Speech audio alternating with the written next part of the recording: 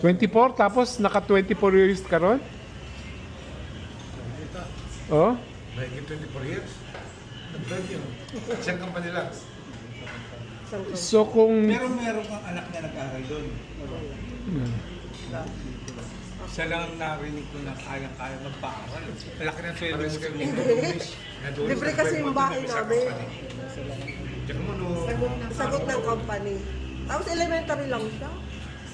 Kasi yung anak ko talagang di nila kinaya para sila sa ospital.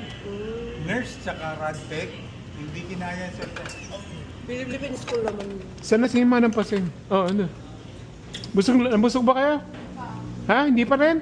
Hindi pa daw. Oh, hindi pala. Ito ang bago. Order ka ng mangga. Kulang na lang mangga. Masarap ang mangga ng Pangasinan. Meron pa ba tayong mangga? Manang Aida? Wala pa? Wala, pinagpuputol na yung mangga. Di ba may mangga pa tayo sa Tayak? Wala na rin? Sa may Tayak? Binenta na yun? Binenta na ba? Oo. Sino nagbenta? Si Lolo Lading. Lading, kung mangga ni tatay doon. Lading. Ah, saan Binenta ko na lang? niya yung mga lupa niya doon. Wala na. Akala ko pinaputol ni Auntie Ched. Yun doon. Oh. Yung Auntie Ched ko, yung paligid ng bahay ng lolo ko, puro puno lahat yun. Lahat ng puno, punong kaimito, chiko, kaimito, bayabas, Wala na. nyog, suha. Lahat na maisip mo, kamatsili,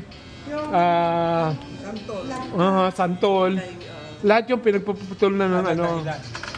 Galit sa puno. Oo. Ang gusto niya lang si Rico. Rico Puno. Oo. So lahat ng ano, ayaw ko medyo baliw yung ano, auntie ko. Hindi, yun yung nurse. Mainit na. Ay, yun yung pag sinabi niya kailangan gawin mo.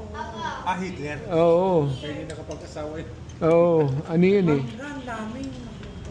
Pinagpuputol.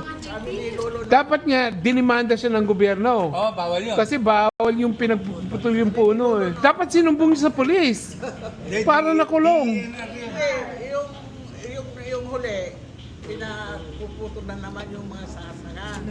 Sabi ko naman sa nagpuputol, ay, dakdak, huwag mong putulin yung maliliit.